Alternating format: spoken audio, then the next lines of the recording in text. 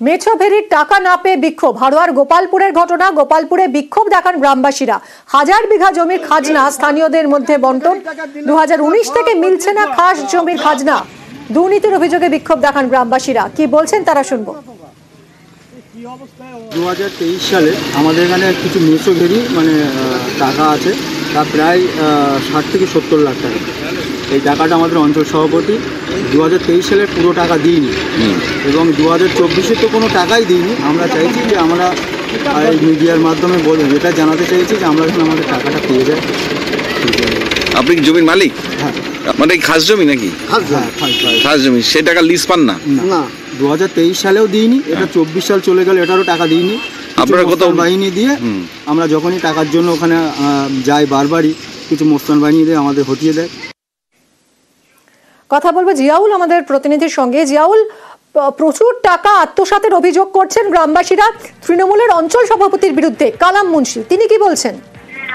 একদম দেখো, কালাম মুন্সি অর্থাৎ বাকবুল কালাম মুন্সি গোপালপুর 2 নম্বর পঞ্চায়েতের তিনি অঞ্চল সভাপতি, কিন্তু সমস্ত অভিযোগ অস্বীকার করে তিনি বলেন যে তিনি কোনো দুর্নীতি করেননি। যা এই টাকাটি কিন্তু প্রায় 2019 সাল থেকে প্রায় লক্ষ লক্ষ কোটি কোটি টাকা, প্রায় 8 কোটি 1,000 বিঘা খাস জমির খাজনা, ফলে এটি গ্রামবাসীদের মধ্যে, গ্রামের যে গ্রাম সভাপতি রয়েছে তাদের মধ্যেই বন্টন করা হয়। তারাই নাকি টাকা দিচ্ছেন না বলে তিনি পাল্টা অভিযোগ করেছেন। কিন্তু যারা বিক্ষোভ দেখাচ্ছেন, যারা গরিব মানুষের এলাকার মানুষ, তাদের বক্তব্য যে 2019 সাল থেকে প্রায় 1000 বিঘা একাধিক ভেড়ি রয়েছেন, তার মধ্যে উল্লেখযোগ্য রয়েছেন গাজীরতলা, দেওয়ান ভেড়ি, ভানুর ভেড়ি, এই ধরনের যে ভেড়িগুলো রয়েছেন সেখানে যে মেছো ভেড়ির টাকা হয় সেই টাকা পুরোটাই আত্মসাৎ করেছে অঞ্চল সভাপতি বাকবুল কালাম মুন্সি। কিন্তু সমস্ত অভিযোগ তিনি অস্বীকার করে বলেন যে তা এরকম কোনো ঘটনা ঘটেনি। সবটাই যারা গ্রাম সভাপতি রয়েছেন তাদের মধ্যেই বন্টন করা হয়, তারাই গ্রামবাসীদেরকে ভাগ বিলি করে, কিন্তু এই টাকা আত্মসাৎ করেছে। ইতিমধ্যেই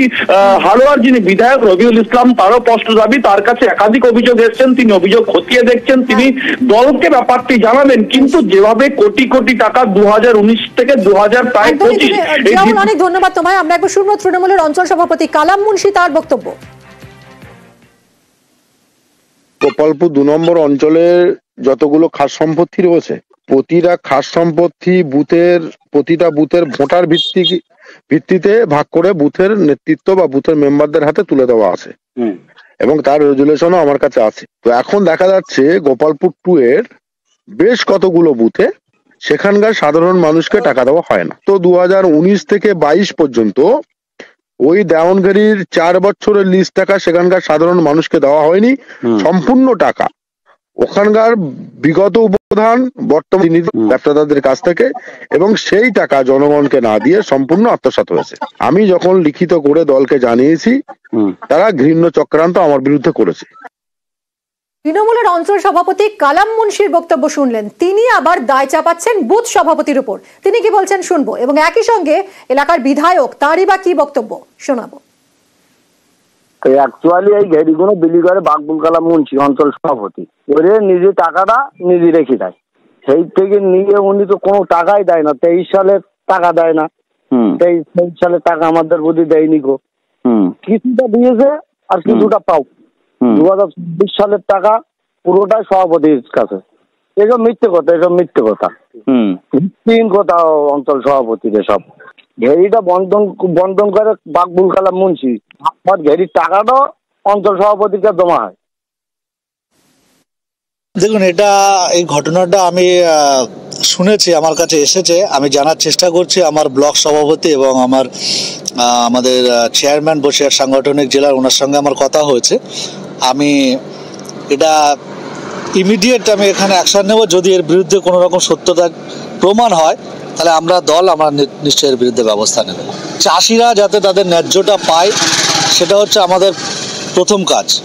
যদি কোথাও বঞ্চিত হয়ে থাকে তাহলে আমরা খতিয়ে দেখব, তার বিরুদ্ধে ব্যবস্থা। কোর্টের নির্দেশ রয়েছে নাড়া পোড়ানো যাবে না, অর্থাৎ ফসল কেটে নেওয়ার পর যে অবশিষ্টাংশ পড়ে থাকে সেগুলো পোড়ানো যাবে না। অথচ এই নির্দেশকে অমান্য করেই অবাধে নাড়া পোড়ানো চলছে। বাঁকুড়ার বিষ্ণুপুরের রাধানগরে এই ছবি ধরা পড়েছে। এই বেনিয়মের ছবি দেখাচ্ছি আপনাদের। ক্যামেরা দেখেই চম্পট দেয় কয়েকজন। নাড়া পোড়ানোর অভিযোগ অস্বীকার করে তারা। দেবব্রত আমাদের প্রতিনিধির সঙ্গে কথা বলবো। দেবব্রত, পরিষ্কার দেখা যাচ্ছে ক্যামেরায় যে কিভাবে নাড়া পোড়ানো হচ্ছে আদালতের নির্দেশ অমান্য করেই। কারা রয়েছে এর পিছনে, প্রশাসন কি ব্যবস্থা নেবে?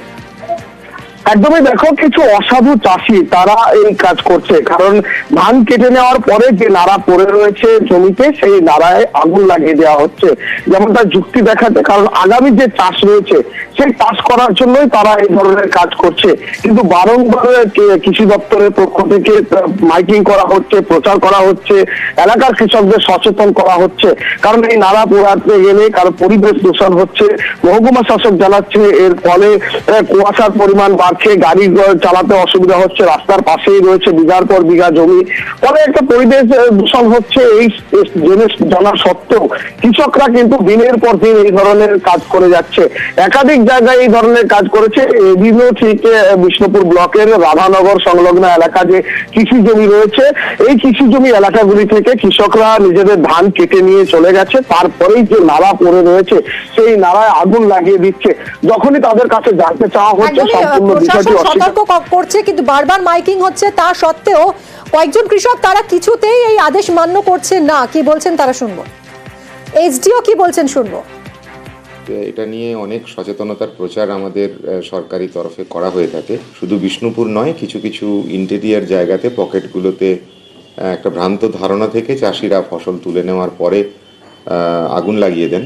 আমরা কৃষি দপ্তরের তরফে লাগাতার এই সময়টাতে প্রচার করি, মাইকিং করি, কিন্তু তা সত্ত্বেও কিছু কিছু মানুষের মধ্যে এই প্রবণতাটা দেখা যাচ্ছে। আমরা প্রশাসনিক পদক্ষেপ যেমন নিচ্ছি, আরও বেশি করে অ্যাওয়ারনেস যাতে করে জেনারেট করা যায় তারও ব্যবস্থা করছি, যাতে করে এগুলোকে একটু আটকানো যায়।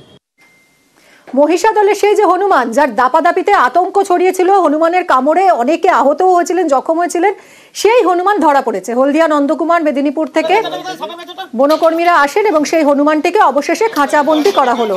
সুজিত রয়েছেন আমাদের সঙ্গে, আরো জানাবেন সুজিত। দেখো, বলা যায় চিন্তা মুক্ত হলো, কারণ গত 2-3 দিন ধরে নাগাড়ে মানুষকে কামড়ে দিচ্ছিল ওই পাগল হনুমান, এবং সেই হনুমানের দাপটে বা তাণ্ডবে রীতিমতো নাবিশ্বাস অবস্থা হচ্ছিল, এবং বহু মানুষকে কাপড় যেমন লাগিয়েছে, হাসপাতালে ঢুকে যাওয়া কিংবা দোকানে ঢুকে যাওয়া, এলাকার রাস্তা দিয়ে যাতায়াত করা যাচ্ছিল না, একবারে খাপলে দিচ্ছিল, মাংস খাপলে মানুষকে আহত করছিল। বলা যায় যে বহু চেষ্টার ফলে ঘুমপাড়ানি গুলি ছুড়ে কিন্তু তাকে কাবু করা গেছে, কিন্তু কাবু করা যে সহজ হয়নি। ছবি এক্সক্লুসিভলি পশ্চিম বাংলায় আমরা যে দেখাচ্ছি সেখানে দেখতে পাবে তাকে কিন্তু রীতিমতো বেগ পেতে হয়েছে, খাঁচাবন্দি করতে। এবং এই যে মহিষাদল জুড়ে তার যে দাবাদাবি গত 2-3 দিনে ঘুমপাড়ানি গুলিতেই কাবু হলো হনুমান, এবং এই মহিষাদলের এই এলাকার মানুষ তারা আতঙ্ক মুক্ত হলেন।